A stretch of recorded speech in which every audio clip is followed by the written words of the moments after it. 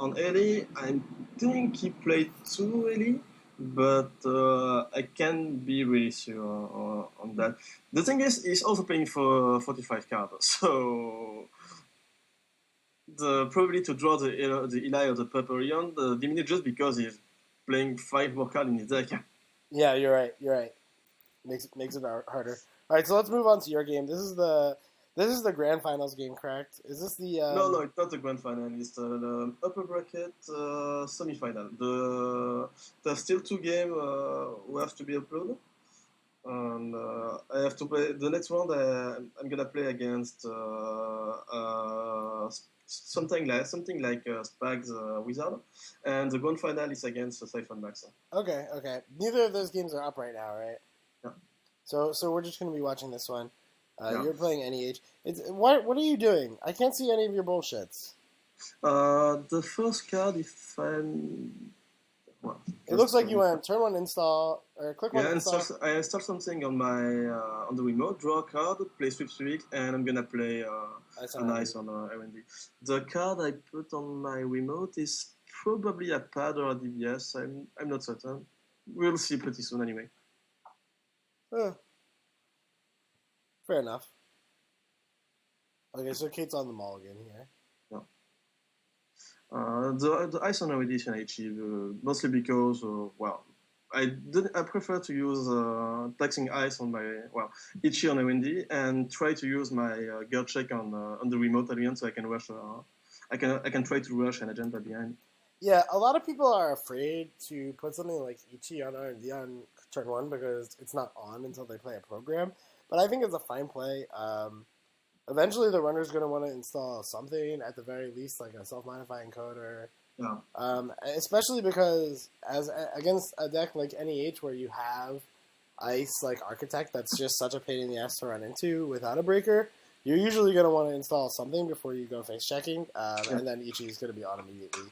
It's unfortunate if they go and face check it without a breaker or without a program at all, but most of the time they're going to do something.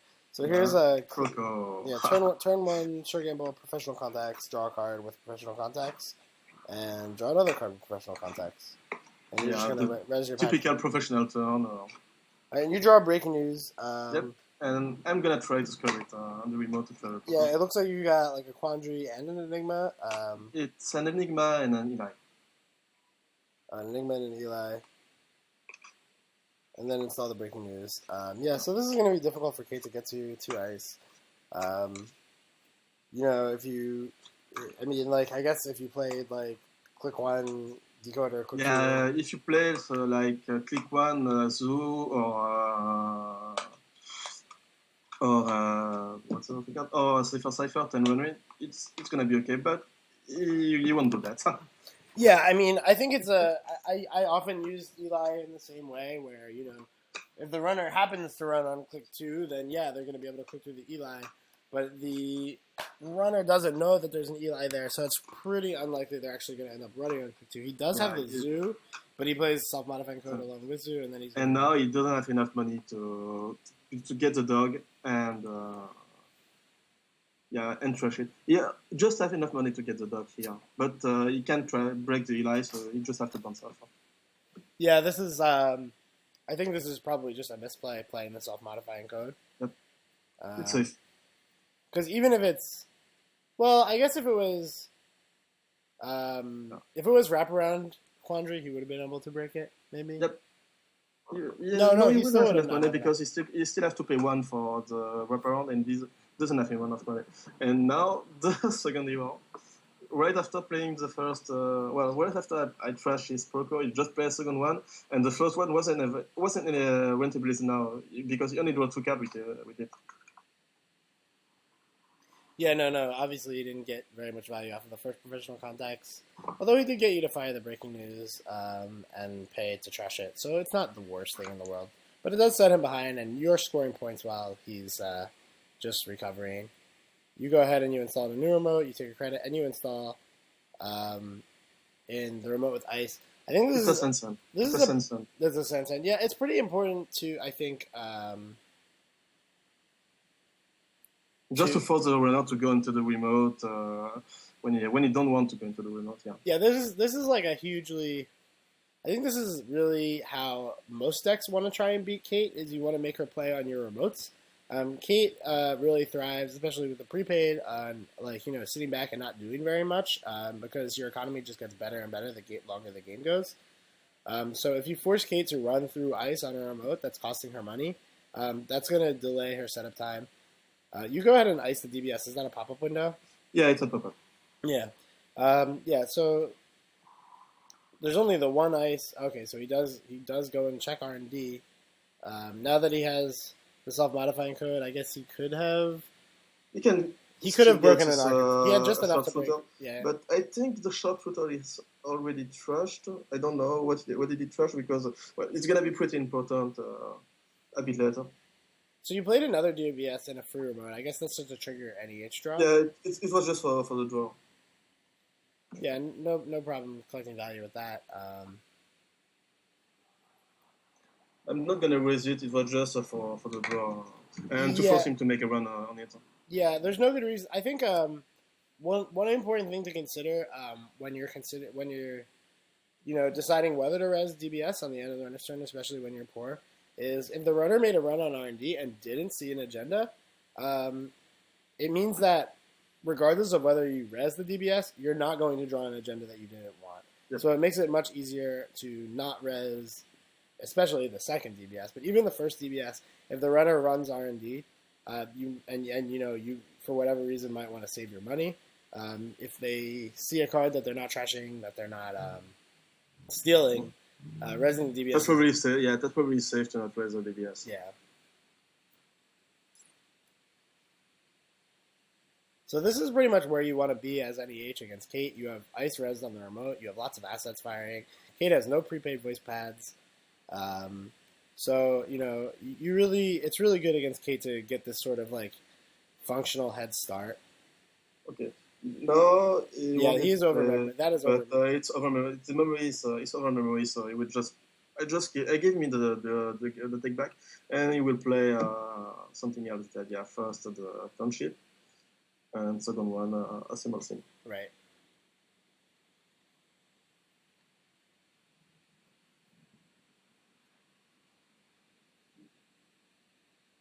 All right, so you've got a hedge fund. DBS is doing a pretty good job of finding you additional economy, and now you're pretty much way ahead on money. You've got, looks like, Toll Booth, Architect, CVS, lots of good things. My hand, yeah. Yeah, your hand is quite good.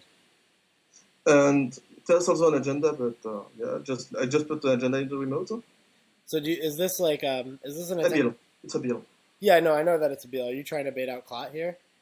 No, because it was on second click. But what I wanted him to think is the agenda wasn't the card I put, it wasn't a bill, but something like Jackson or the CVS, because you usually don't want to put a card on your remote on click 2 or on click 3 with NBN. Right.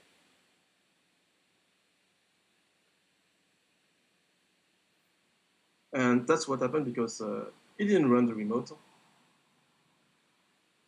Yeah, instead he just draws a card, plays a prepaid, and then Lucky finds.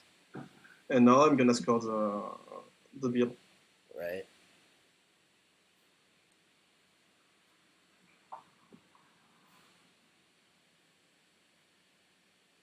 Okay, so up 3-0 against Kate. You want to rush as much as possible. Well, if you can fast add, you can and fast add and try to turn as well. It's good as well. But the point is, when you play this matchup, is try to be as close as possible to match point before Kate is totally set up. Right. Yeah, because the clot is going to make it very difficult, even with CVS. Yeah. But if I can manage to be at match point with no, he make a I'm gonna raise the HE here, and he won't use the SMC to bring something. He will let me trash both of his program, and I think it was wise for him to do that, because if he used the SMC for something, or sharpshooter. Yeah, if you use the SMC for something like Atman or Chef Shooter, well, it's SMC he can't use for the clock, and he already has SMC in his hand, and I think he also have a Cyber Cipher in his hand, so it doesn't really matter if he let me trash the zoo. What's the leading ice on the remote? Is that the toll booth? Tolbos, Eli, and Enigma. Yeah. So instead, his plan is to just Parasite the Ichi. That's going to put it into Mimic range every single turn. So now it is much less of a problem.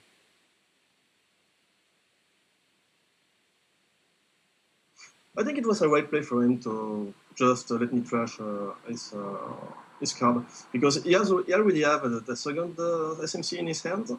He also have a zoo, so he can still no, not a zoo, a Cyber Cipher, so can he still put a Cyber Cipher on the remote where it really matters. So. Right. And it's about him a click to do so. I think I would have gotten the Sharpshooter, actually. Although if it were me, I wouldn't have been running R&D after click 2.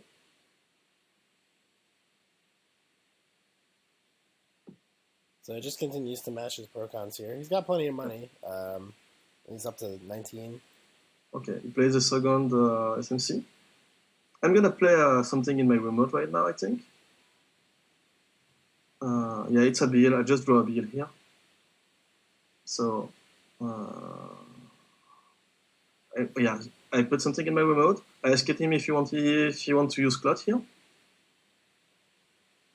He said he didn't want to use Clot, so I'm just gonna score it with Chip and Transcend and my sensitivity grid. Yeah, so for those of you who don't know, I'm sure most people know by now, but this does not give the runner an opportunity to get Clot, because Shimmer from Sansan is a double, and because Resing Sansan City Grid is something you do during a paid abilities window. So there's no time to get Clot. As soon as you shipment from Sansan the Beal, you get your paid abilities window before the runner, and at that point you can just res the Sansan and score the Beal all at once before the runner has opportunity. One of the reasons why Shipment from Sansan is starting to see play in NEH, whereas before it was less common, is because it does get around Clot in this way. Unfortunate that you didn't have an Astro to score here. That would have made this game a lot more difficult for Kate. But you're still far ahead. You're on game point. No, it doesn't really matter if I have an Astro sweep or not, because every time I'm gonna put something in my remote after that, you have to run it. If he doesn't run the remote, you can potentially lose. And right now, he still haven't got a single agenda, so it doesn't really matter if he gets something. Yeah, the lack of ice on HQ against Kate is really good here. The fact that, Kate just does not want to be making those single access runs on HQ. When you're I'm okay about making single access run if I have a data sucker on board, but doesn't have his data sucker, so it doesn't really matter. You don't want to be. When you want to make, I agree. As pretty much any slower runner deck like Max or Kate, you don't want to be running for single accesses without collecting any sort of value. And is that a pad campaign? It looks like you installed there just to bait out Clot. No, it was NAPD. NAPD, okay.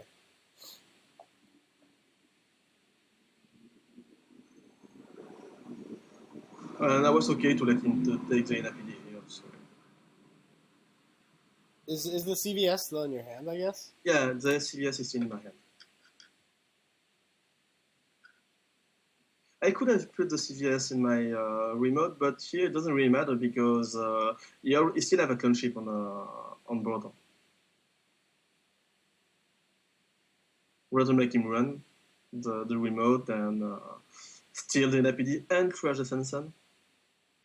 Because this kind of cheeky play, I can do it if it was... okay, just raise the... the Enigma? Yeah, now he's pretty much he clicked through the Eli, so he's pretty much got a clone chip zoo here, right? No, I think he's gonna pull a Cyber Cipher instead. Well, isn't this if he lets the Enigma fire, is that not his whole turn? Did he not click through the Eli? He played something? No, he used the Cyber Cipher. He's gonna pull a Cyber Cipher from his deck.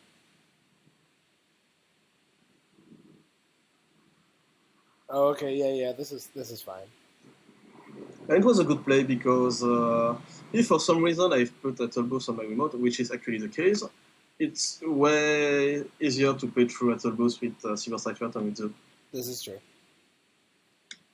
But it does make him hard. It does make it harder to get the dog, and you don't want to Yep. be clicking through this Eli every turn. You'll just lose eventually.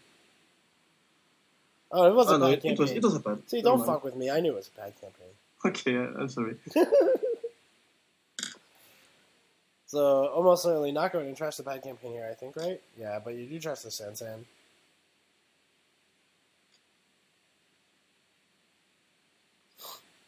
Or does he?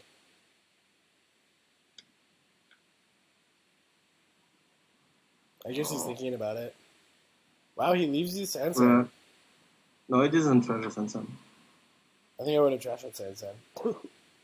I think I will probably do the same, but now I'm just gonna purge the risk because I don't want the issue to die right now. Right. Since I didn't have anything else to do. Well, Yeah, it's a lot more appealing to purge Virus Scanners when you have DBS and Pad Campaign going. totally, yeah. Drip economy in general. Oh my god, I'm tired. I don't think I've made a lot of mistakes this game right so far.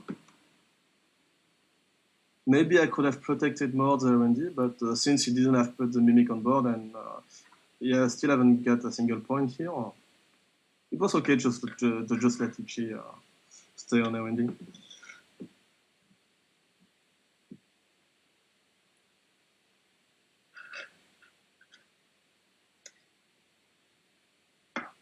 Yeah, Ben said on the stream that I could have raised a paid campaign for 0 credit if I know I'm gonna purge, but well. Oh yeah, that's actually not unreasonable. Yeah.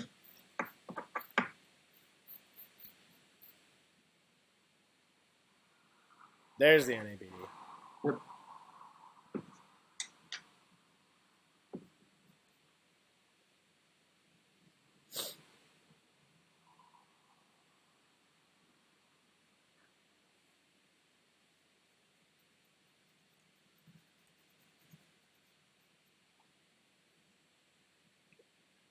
It was just to force the cut anyway, so. Yeah, and now Kate is out of clone chips and out of SMCs, so another purge to kill the CVS, or I'm sorry, to kill the clot, is going to make it pretty difficult for her to stop your fast advance anymore. Yep. And now I have enough money to raise the Tulbus. Right. Though Yeah, Kate has a lot of money and the Cyber Cipher on the remote. I mean, it will make the remote extremely taxing, but it will not make it like a lockout level of taxing. But yeah, if she has but as you can see, he's getting low on credit. He has a Proco on board. He draws almost the entire game, and he only have like 16? 15? 16 credit. Which is clearly isn't enough if you want to make multiple run through turbos and sort of like that. Yeah. Even if he runs on last click, this remote is still going to, or if he runs on second click, the remote is gonna take him 3 clicks and $6, so Yeah, just changing my money. yeah, maybe I don't know. I don't know that Kate really has a shot anymore. It's very, very difficult. With DBS and Pad Campaign going and the Sensei and the remote res, he does get the dog, which makes it a little bit easier to get into the remote, but not that much easier. Because he paid 3 credit to play the dog, and he's still gonna text me 1 credit. Oh no, he's gonna try to send some. Yeah, this is. And now I think I'm gonna raise the Talbot here. Yeah, I think I would too. I mean, I think this is evidence that not trashing the Sensen earlier was a mistake. The fact that now he's going to go in to trash the Sensen and it's going to cost him not just the additional break of the Eli and the Enigma, but Tollbooth as well is just like, that's a huge hit. Yep. He's paying like an extra $8 $8 something to trash the Sansan when he could have just trashed it earlier. It just goes pretty much entirely broke. Yep. And considering it was a Proco deck will usually richer than normal Propagate. Well, it's still a lot. But, well, he played the second Proco, so... So it looks like you pulled a second Sansan off of the DBS this turn. Yep. I'm going to use it and install the second Sansan in my remote and get credit. And he will come back to in my remote with the Steam Hack right now, which is what you need to do anyway. Yeah. Does he have enough to Steam Hack in after and then still trash 1 to the 4 by 6? 1, 7. So he's still gonna need 3 credits. Yep. Draw second card. But the same old thing allowing him to Steam Hack. Steam Hack again, yeah. Yeah, that's a pretty big deal. God, Steam Hack's so good. And you play a second the same thing, so... Yeah, infinity Steam Hacks. Fuck your taxing remote.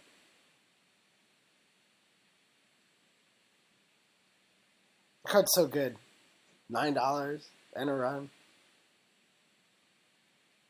It's like Queen's Gambit level good. Yeah, and then I'll have to pay 5 to Treasure Sansan because if I have 6 credit, I can still install an agenda and right after use your shipment to close the game. So it was you have to Treasure Sansan in this scenario. Yeah.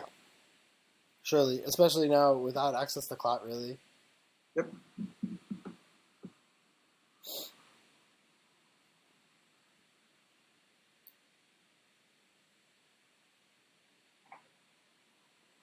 Nails a scavenge. It's not that big of a deal, I guess. Yeah, it doesn't really matter at this point.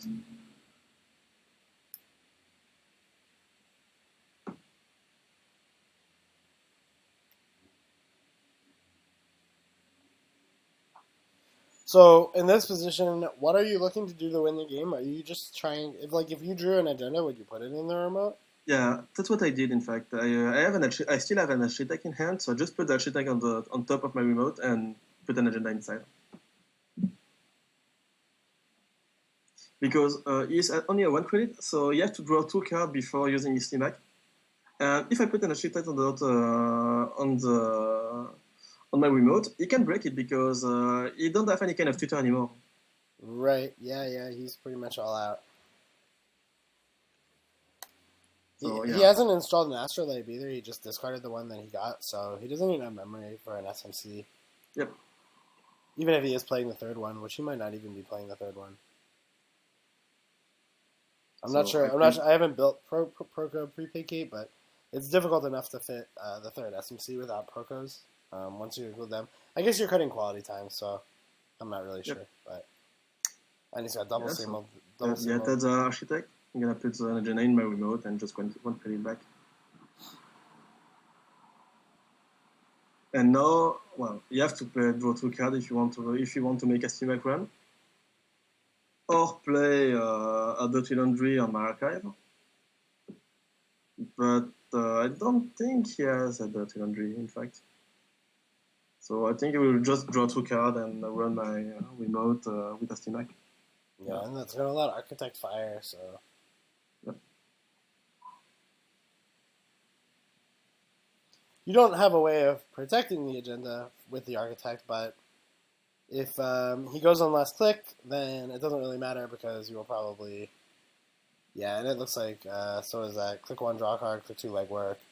And then the last clicks will be... Yeah, run the remote with the Steam Hack. And then I can imagine that you just find an AstroScript with the Architect and run the game off of it? No, I found Sansan with my Architect, trash the bill, and use the second sub of Architect to get the bill on the board, and after that, close out the game. Yeah.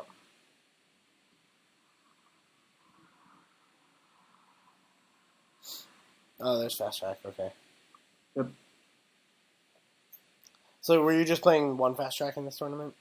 Yeah, and since then I removed the DBS to play a second fast track and put more icon in my deck, but I'm thinking about putting a single DBS back into NEH. This list has been doing. I mean, I've played a few more games as Max against this particular list. This is the double toll booth list, right? Yep. Yeah, this list does a lot better against Max than the old list did. Yeah, but I've been playing double top boosts in Worlds since right after Worlds. So, in fact, the deck I would have played at Worlds if I wasn't a Rowan was exactly the same deck Spags used to be the first seed. So, so yeah, multi-purple architect to the double tall boost and just a lot of icon.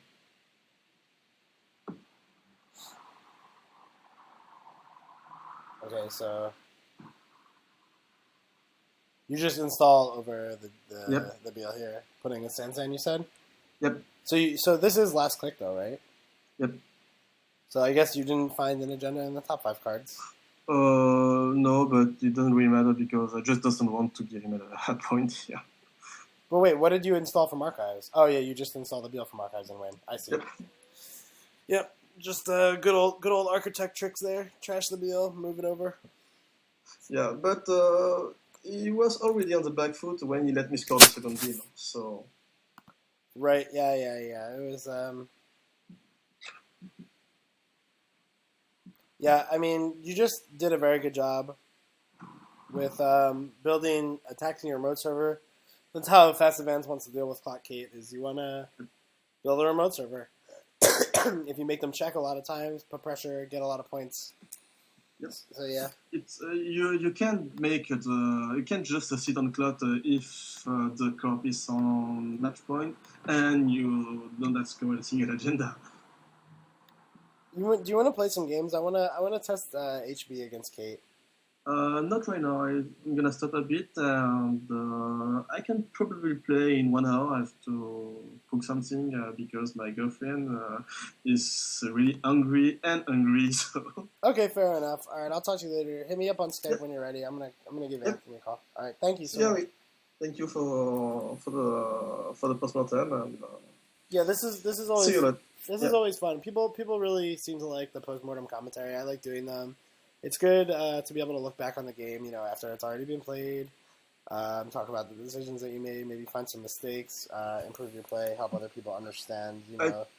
I think the only mistake I've done here was, like Ben said, not raising the pad when I can, because since I was just going to Perseverance, it would have break even on the next turn if I want to install something in my remote. And if I don't want to install something in my remote, well, it just burns money. Yeah, it's just even, so it doesn't really make a difference. All right, yeah. I mean, I guess that's a pretty minor mistake, but yeah. Otherwise, I think you played it pretty phenomenally. So a good game. Congratulations on the win. Maybe when the other games come up, we'll be able to do the same thing.